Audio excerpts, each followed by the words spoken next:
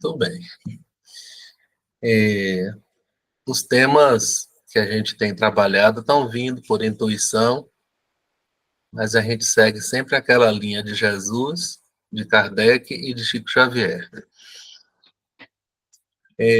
Tem vindo com força a intuição da gente fazer o estudo do livro Divina Presença, porque tive a oportunidade de estudá-lo com o médium, ouvi os seus comentários e depois já estudei umas 2 vezes com os companheiros do grupo. Então, a gente deve estar começando. Eu vou compartilhar o texto para vocês lerem durante a semana e no domingo a gente faz o comentário dessa obra imperdível, a Divina Presença. Hoje, como a gente viu a nossa natureza animal da última vez, me deu a ideia de fazer, veio a ideia de fazer a nossa natureza espiritual. É o contraponto. Então, eu vou compartilhar aqui as nossas anotações, a janela.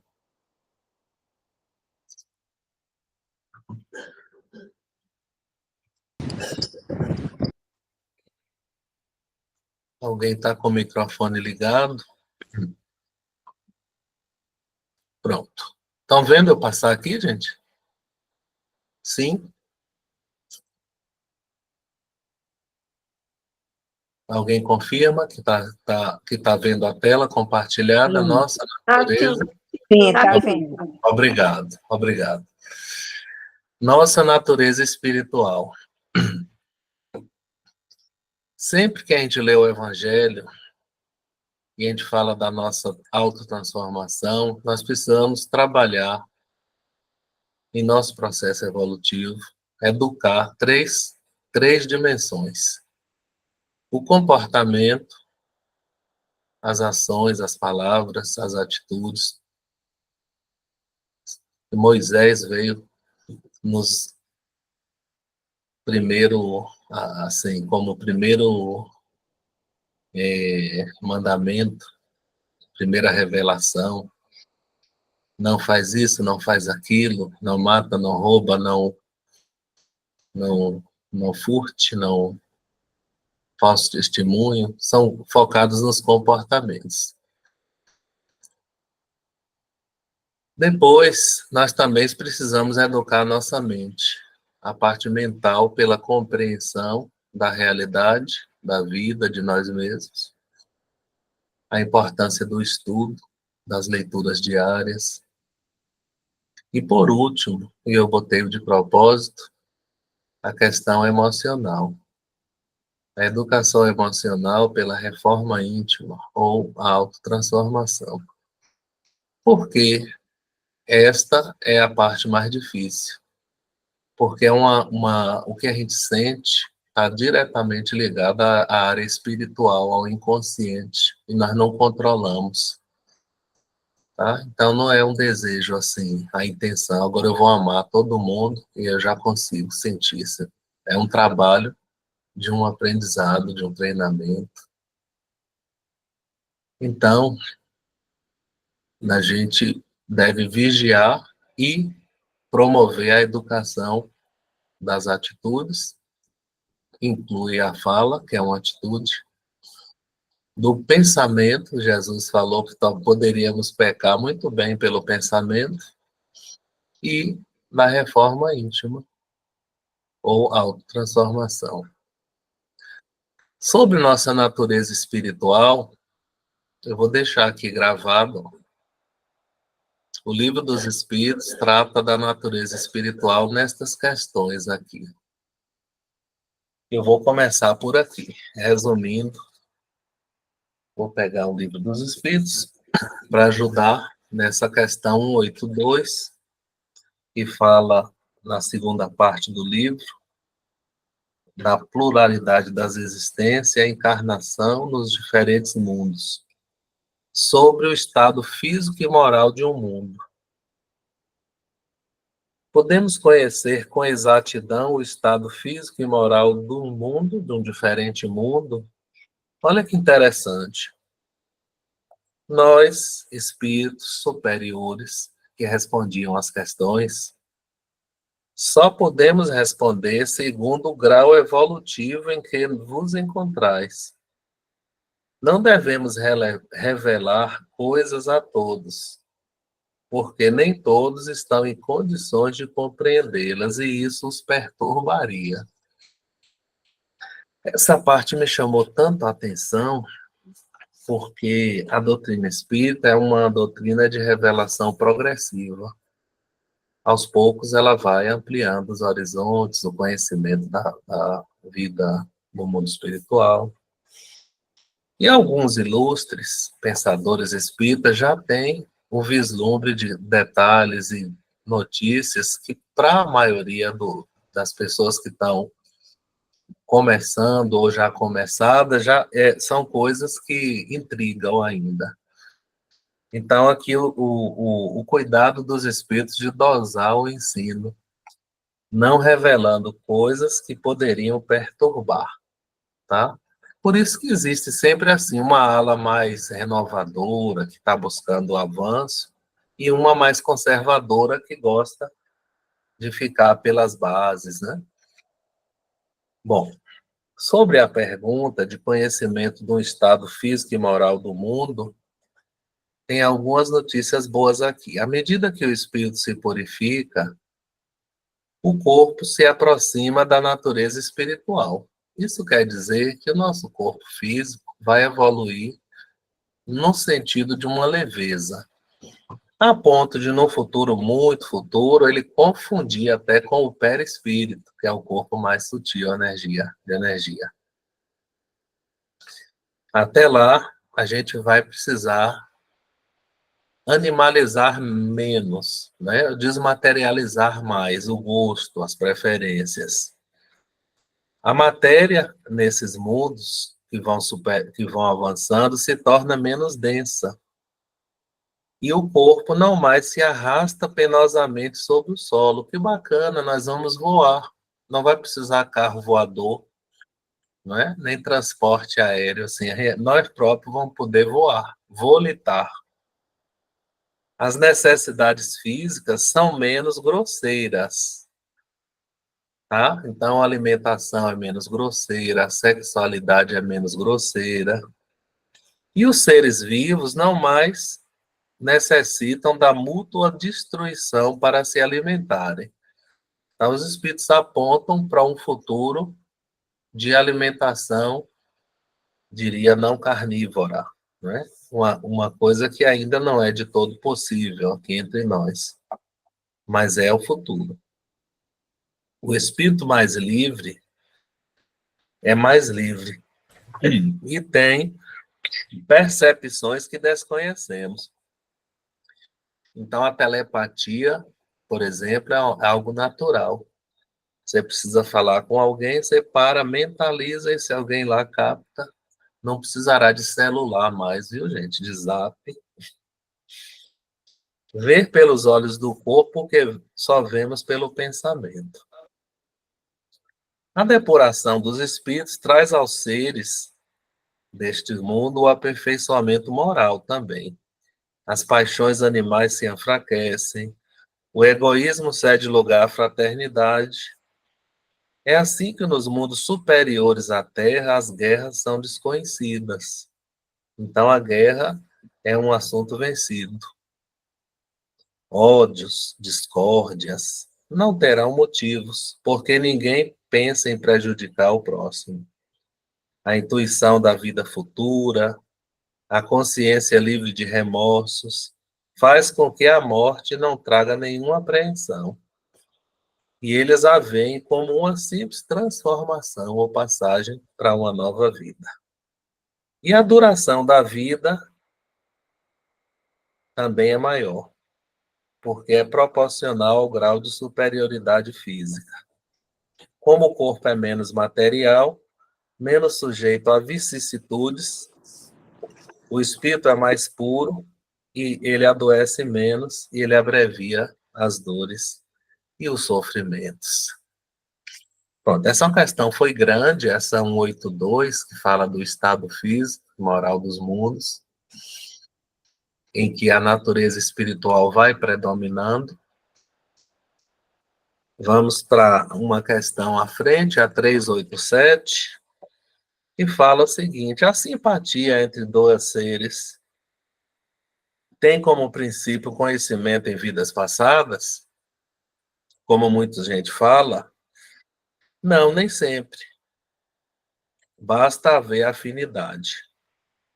Quem tem afinidade busca-se naturalmente, sem necessidade de um conhecimento prévio, tá? Então, a simpatia e a antipatia, que é o tópico, é mais uma questão mesmo de afinidade. Pode ser que esteja em qualquer lugar, ou pode ser a primeira vez que se encontra. 605, nosso livro base da filosofia, não é bem evangélico, mas é a base, né? Vamos cumprir aqui com isso. Essa questão a gente já viu no encontro passado, tá? Essa questão 605. Que a dúvida se havia em nós uma alma animal e uma alma espiritual. E os espíritos esclarecem que não. O ser humano não tem duas almas, apenas uma. Mas há uma dupla natureza na mesma alma. A natureza animal e a natureza espiritual, que a gente está estudando hoje. Pelo corpo, o homem, a pessoa tem a natureza dos animais e dos seus instintos. Pela alma, a natureza dos espíritos. Quanto mais inferior, mais apertado o laço que prende o espírito à matéria. Na medida que se espiritualiza, mais frouxo o laço. Mas o corpo físico traz e transmite, né, a vitalidade, transmite a questão dos instintos ou paixões materiais. Qual delas deve predominar? Né? Na medida que o espírito evolui, há a predominância da natureza espiritual. O espírito, purificando-se, liberta-se pouco a pouco da influência da matéria. E livre dela, eleva-se à sua verdadeira destinação. Qual é o nosso verdadeiro destino? A felicidade. Que bom, né? Felicidade. Questão 714. Sobre os excessos. São mais curtinhas. Agora. O que pensar do indivíduo que busca no excesso o requinte do prazer? É uma pessoa digna de lástima, porque está bem próximo da doença e da morte. Aí ele pergunta, morte física ou morte moral? Das duas. E aí compara com os animais, que quando satisfeito o instinto, ele para. Mas o homem, às vezes, vai além para superdimensionar assim, o prazer, ele pode ir além, como a caça, né? Como a gente vai ver aqui. 742 e 735 fala da destruição abusiva, das guerras, de novo a guerra, né? A gente vai terminar com a paz, que é melhor.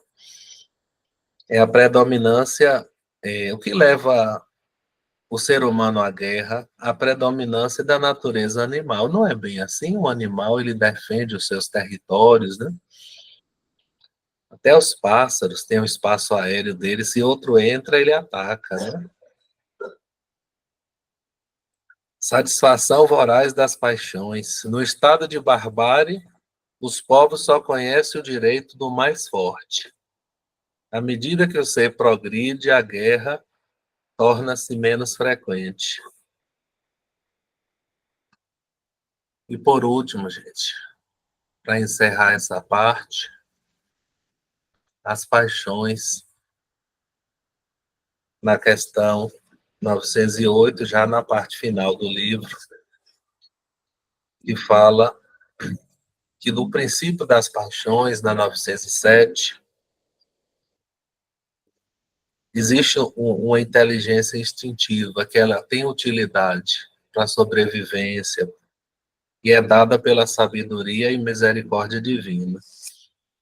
O problema está no excesso, tá? Então, ter ambição de crescimento é positivo. Agora, ter ganância em detrimento dos outros já é algo nocivo. Então, as paixões são como um cavalo, útil quando domadas, perigoso quando domina. Uma paixão se torna perniciosa a partir do momento que não conseguis governá-la e que resulta sempre no prejuízo para terceiros. E aí ele termina a questão dizendo que o meio mais eficaz de combater o predomínio da natureza corpórea é praticar a abnegação de si mesmo. Vamos interromper aqui para voltar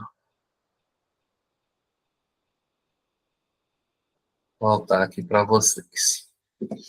Pronto, soltei a carga mais pesada de conteúdos para a gente poder mergulhar no Emmanuel, no Evangelho, que é a nossa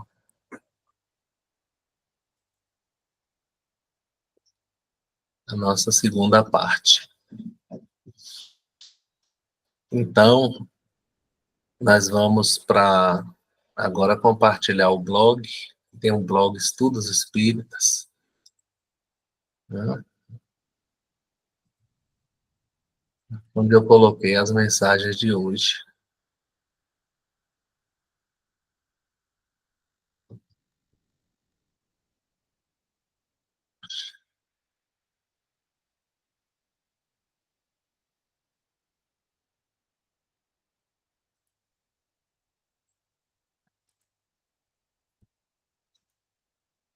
Estou procurando aqui a maneira de compartilhar esse.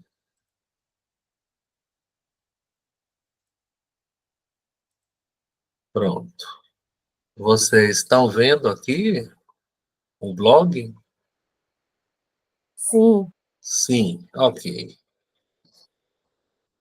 Inicialmente, eu queria comentar um trecho de Emmanuel, da obra Fonte Viva, capítulo 109, a exemplo do Cristo. Tá? A gente estava estudando a natureza moral e material do mundo.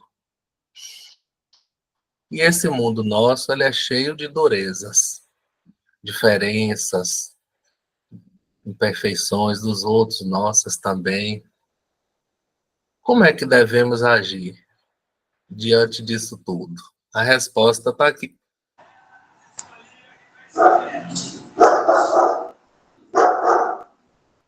Vamos silenciar o som, porque tem um amiguinho fazendo uma meditação.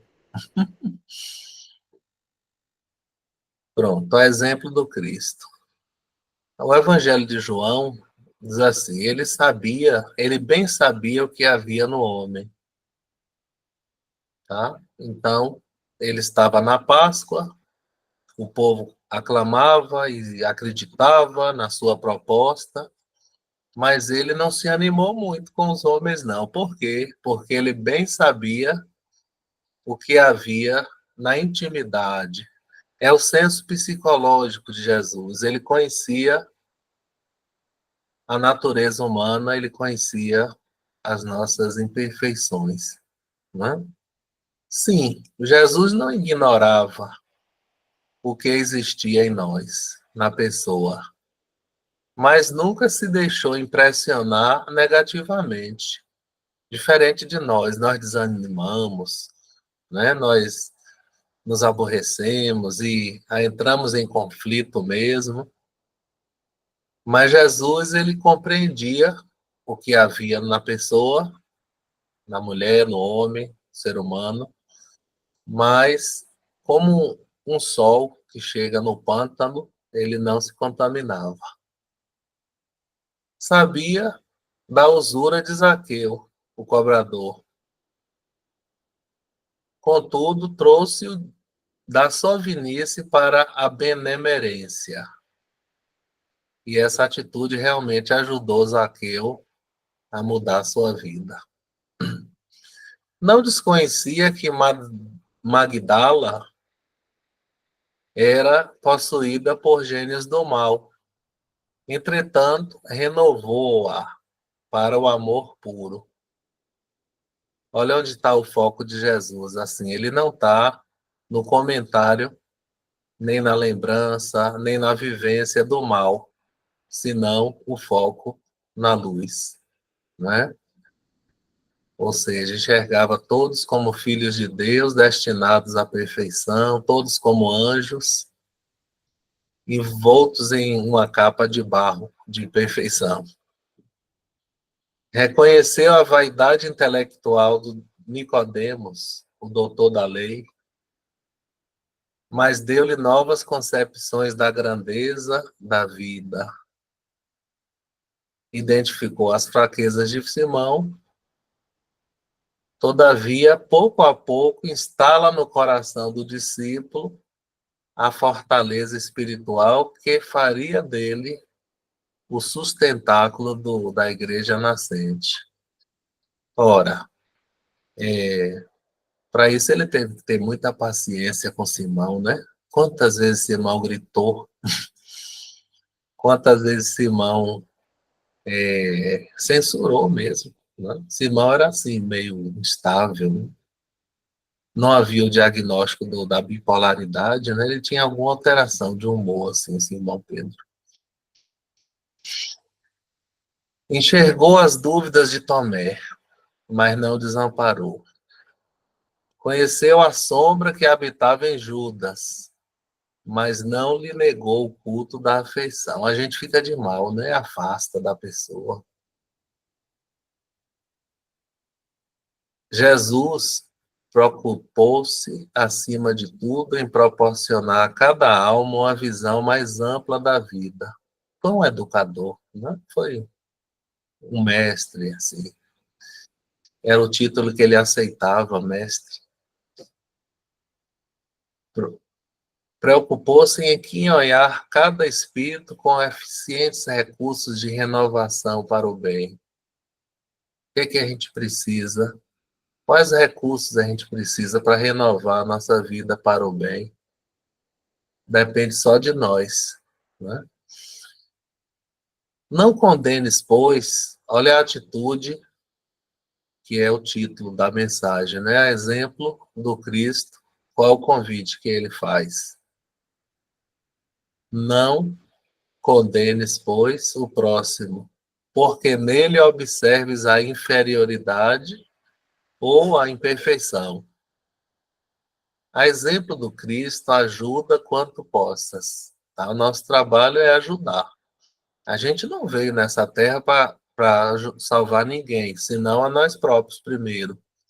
Mas a gente deve ajudar sempre. O amigo divino sabe o que existe em nós outros, na nossa natureza. Ele não desconhece a nossa pesada e escura bagagem do pretérito.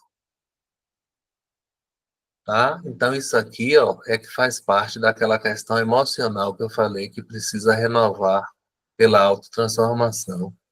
Está no inconsciente os registros, as memórias de vidas passadas. Jesus não desconhece a nossa pesada e escura bagagem do pretérito. E também das dificuldades do nosso presente, recheado de dúvidas e de erros ainda.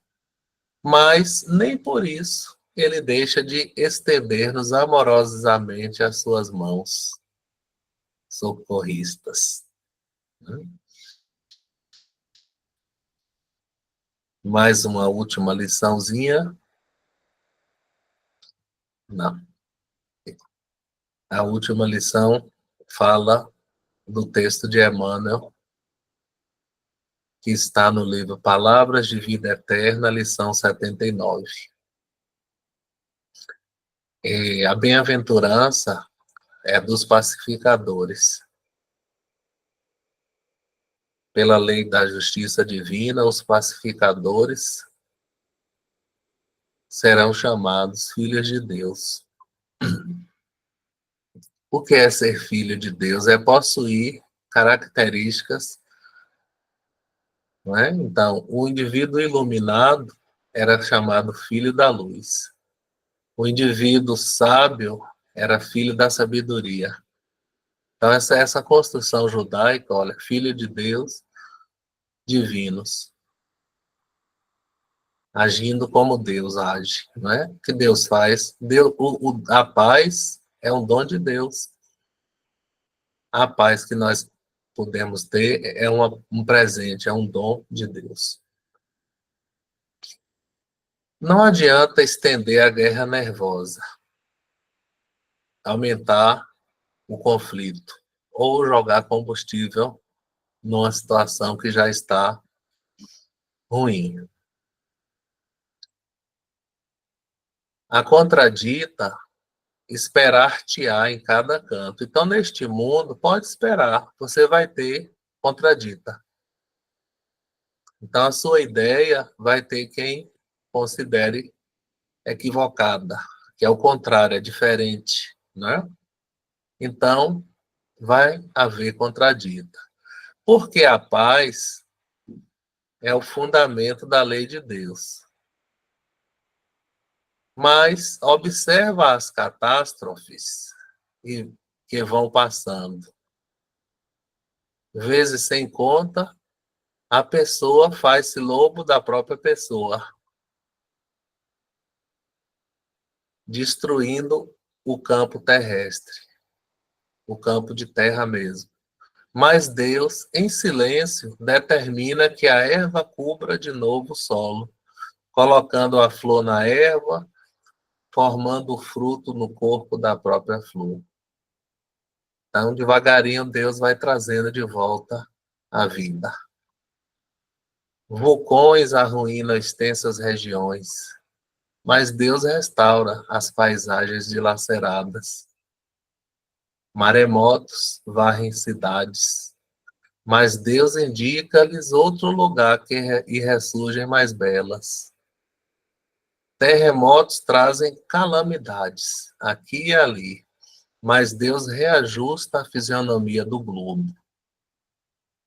Doenças estranhas devastam as populações, mas Deus inspira a cabeça de cientistas abnegados para liquidar as doenças. Tempestades, de quando em quando, sacodem as faixas da terra, mas Deus, pelas forças da natureza, faz o reequilíbrio de tudo. Conclusão: não te entregues ao pessimismo em circunstância alguma.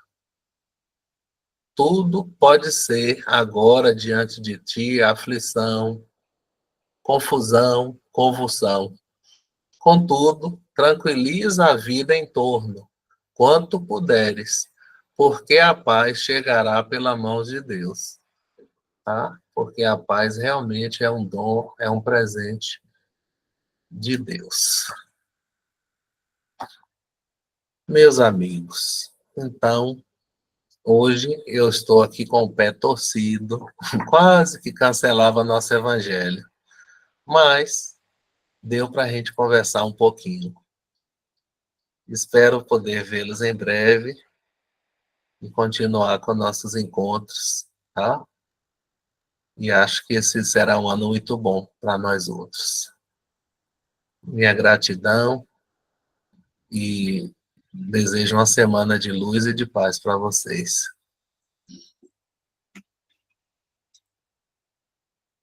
Obrigada, Fábio. Melhor.